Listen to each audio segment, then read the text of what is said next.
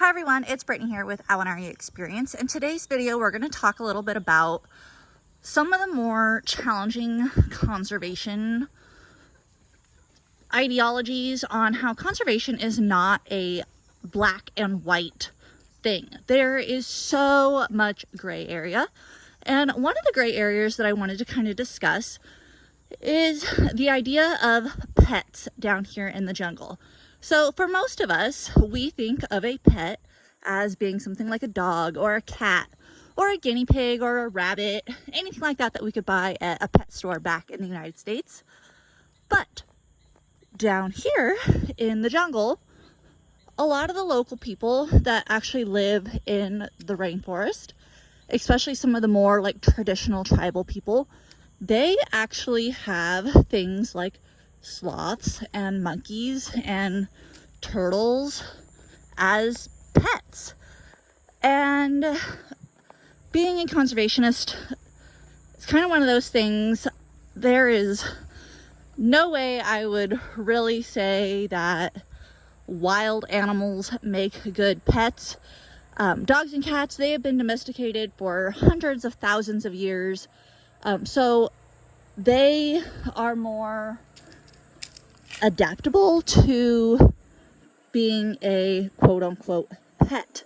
But that only really works for a place like the United States or Europe or anything like that. It doesn't really hold the same ideology as it would down here in the jungle, because dogs and cats are actually going to be viewed as an invasive species. Invasive species, there's actually even a ton of records in the United States of showing how cats are, our pet kitties that we love so much.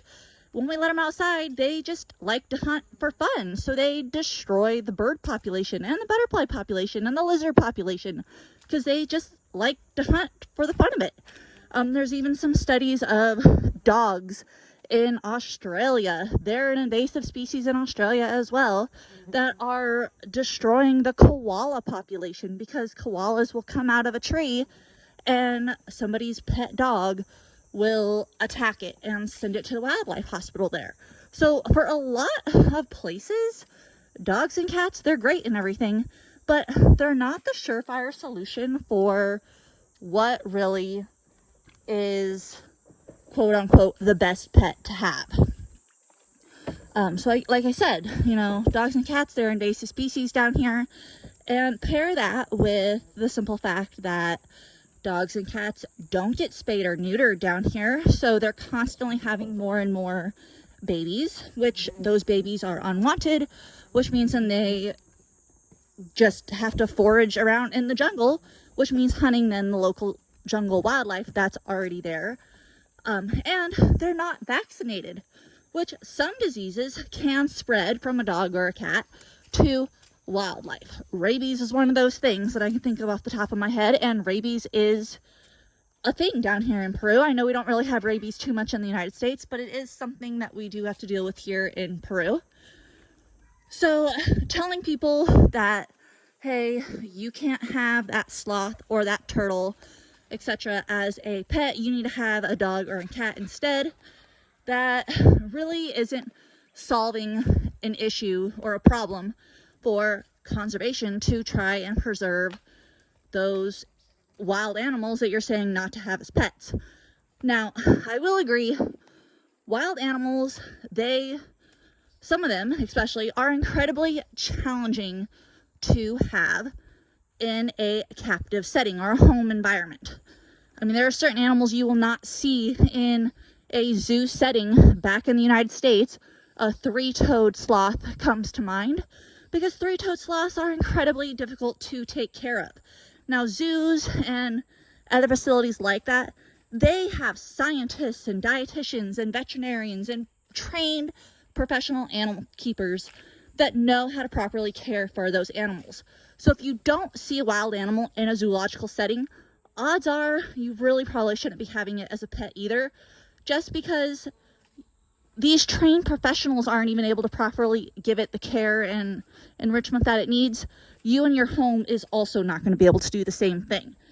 But going back to, having exotic animals or wild animals as pets. In the United States, we can have turtles as pets. We can have fish. We can have snakes. We can have guinea pigs. Those things are actually invasive species to us in the United States.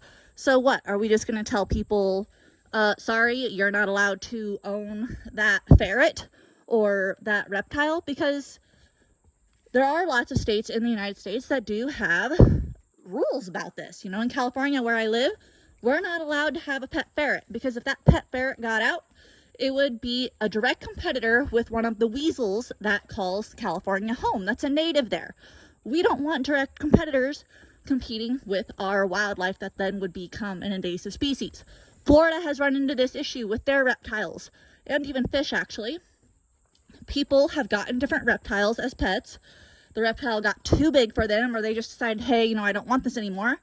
And instead of taking it back to the breeder they got it from, or back to the pet shop, they actually just released it into the wild. And now you actually see, I mean, there's a TV show about it, or there used to be, of wildlife reptile keepers going out and wrangling all of these invasive snakes and iguanas and lizards and everything else out of the Florida Everglades, because the Everglades is a perfect population for a lot of those reptilian friends that those people bought and no longer wanted to care for. So if we can have turtles and stuff as pets in the United States, and there could be potentially a invasive species, how can we tell people down here you can't have that pet turtle as a pet when it's native down here? So if it got out, it wouldn't be any harm. And as long as they are, you know, captive bred or responsibly taken care of, and come from a responsible location, really, how can we sit there and tell them, no, you have to have something like this dog here? So that's just one of the things to kind of keep in mind and think about in the whole conservation field, that it is not something as simple as a black and white thing. It is filled with lots of gray areas, and being able to realize those gray areas exist and to think logically about them and open-minded about them is really going to be the key to how conservation is going to be successful. My old boss, he always used to say and use the analogy how conservationists are a lot like firemen and police officers and first responders.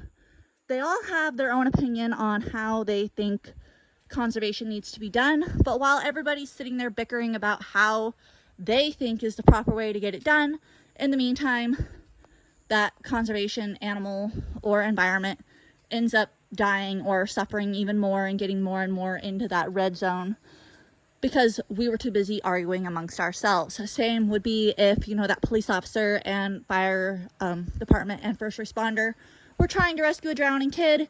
If they all sat there and were just bickering amongst themselves on how to actually rescue that kid, the kid would end up drowning before anything actually got done. So I think that's a really good analogy to keep in mind when we think about conservation and different topics that are important out there. Again, it's not black and white, and we need to come together and realize that there are more than one way to get things done, as long as we think of them logically and are willing to work together to create a common solution so we can save the wildlife and the environment that we all love and adore so much. Sorry if in this video I sounded a little out of breath. I was walking to our garden, as you guys could see in the video, but I hope this kind of shed some light for you guys and brought up another host of questions for you all. If you have any questions, feel free to leave them in the comment section. I do always love answering those questions. Plus, questions you guys might have might not be things that I have thought of, so I always enjoy that as well. Thank you again for watching our Awenari Experience video, and I will see you next time. Bye for now.